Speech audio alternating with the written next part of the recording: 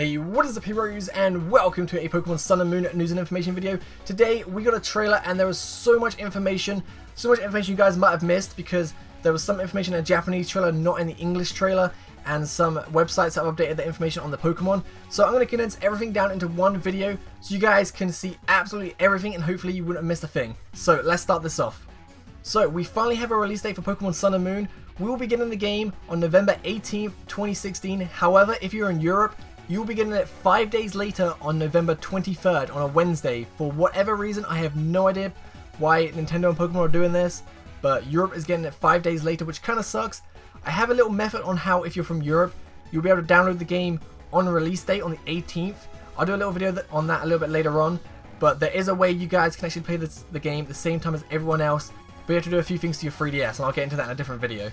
So next up, we have our new region to explore. It looks like everyone was right, and Pokemon Sun and Moon is going to be based off Hawaii, which is awesome. And the name of the region is, I'm going to probably pronounce this wrong, it's Alola. It sounds like Aloha, but it's Alola, which is pretty cool. And the region looks absolutely beautiful from the small bits we've seen of it. Not only do we have a name for the region, but some clever people have found the real life locations of some of the locations on the region. So if we look here, we can see that this place is Honolulu or Pearl Harbor. This is Diamond Head Volcano, and this is Secret Falls. Not entirely sure if that plays too much importance to the story, but we've got a potential 4 locations right there, which I think is pretty awesome.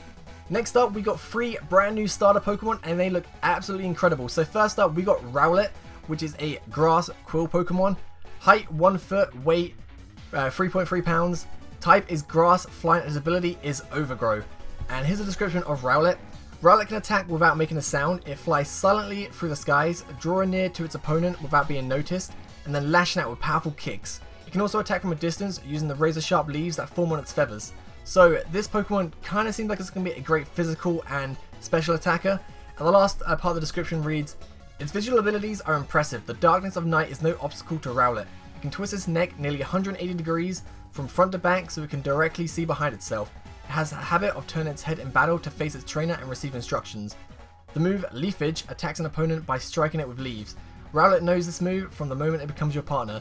So right there we have one brand new move confirmed already, Leafage. Sounds like it could be like Razor Leaf shooting leaves at the opponent, but Leafage just is going to be its default move, just like it's going to probably have Scratch, Tail Whip or Growl, and Leafage I guess will be its default grass type move. But we got one brand new move already. Now onto the next Pokemon. So the second starter Pokemon is Litten. Yep, you heard that right, it's called Litten. It's a fire cat Pokemon. Height is 1 foot 4, it weighs 9.5 pounds, it's a fire type, and its ability is Blaze. And its description is logical but always passionate. Litten always remains cool-headed and doesn't show its emotions on the surface.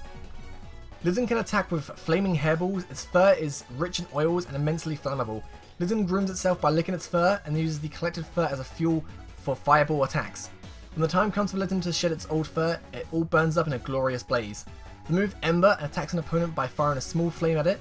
Litten knows this move from the moment it becomes your partner.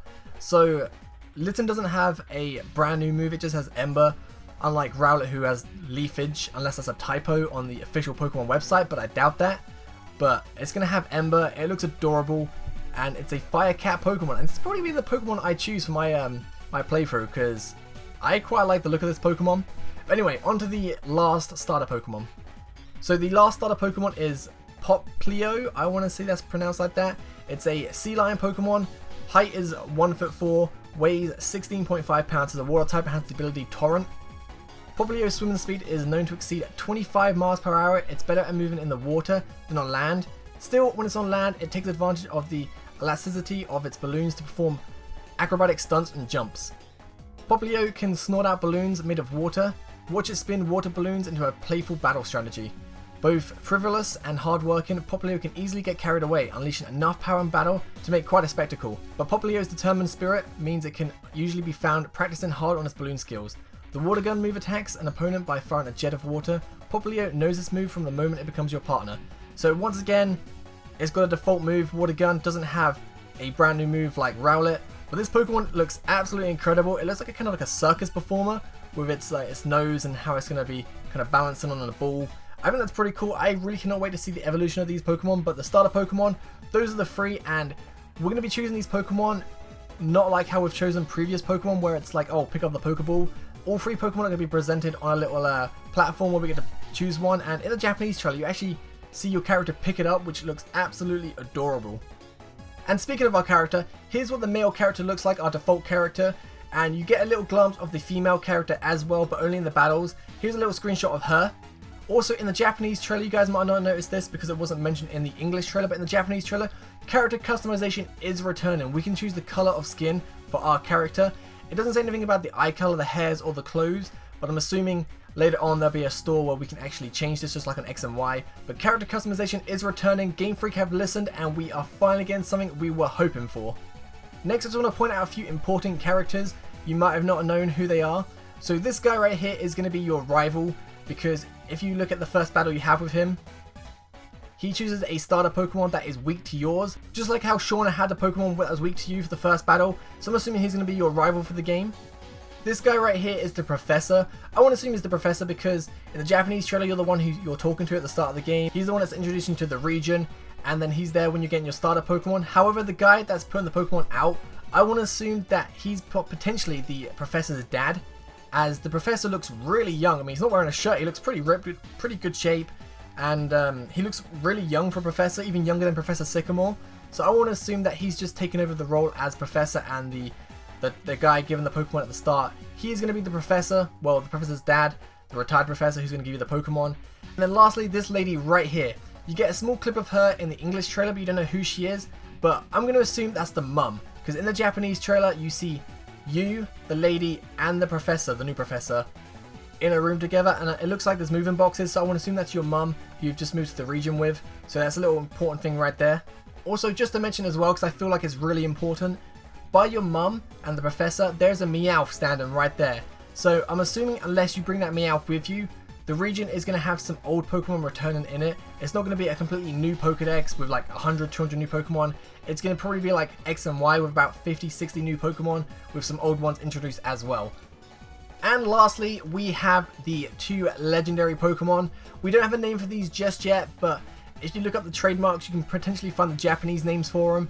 But these 2 Pokemon, you got like a bat-looking skeleton Pokemon that looks absolutely insane for Pokemon Moon, and we have like an armored lion for Pokemon Sun, which looks cool.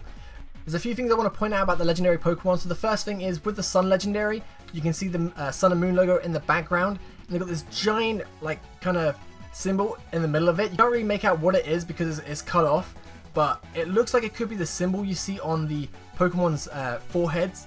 And that's another thing, the 2 Pokemon get like a symbol glowing on their forehead, and I want to say this is their signature move, because when you look at the lion Pokemon getting the symbol on his head, the background looks like the grass terrain from a Pokemon game, like in a battle. So I want to assume that's his signature move. And then with the Moon legendary Pokemon, when he's about to use that giant like blue Death Ray beam attack, you can see on his forehead you get like a little red symbol glowing, just like how the lion had the little logo. So I want to assume that that logo has something to do with either that symbol in the background, or it's just how they activate their signature move. So that's all the information you pretty much need to know. I don't think I missed anything out. If I have, do leave a comment down below and I'll update the description with some relevant information you guys will want to know. But I'm pretty sure I covered everything. One thing to quickly mention, that the graphics have changed and they look absolutely incredible. It feels like the default graphics looks like the first time you see like Professor Sycamore or May in Omega Ruby Alpha Sapphire, that kind of long, slender looking body. It looks absolutely incredible for this game, and I am more hyped than I have ever been for Pokemon Sun and Moon. So hopefully you guys enjoyed. We got Korokoro leaking in a couple of days, so that could potentially bring some brand new information, but I'm assuming it's just going to be covering the trailer and maybe adding a few more details we may or may not know. But when it leaks, I'll do another video on that, informing you guys what the leak's about and stuff. But that's everything. Thank you guys for watching. Hopefully you enjoyed. Have a great day. Peace.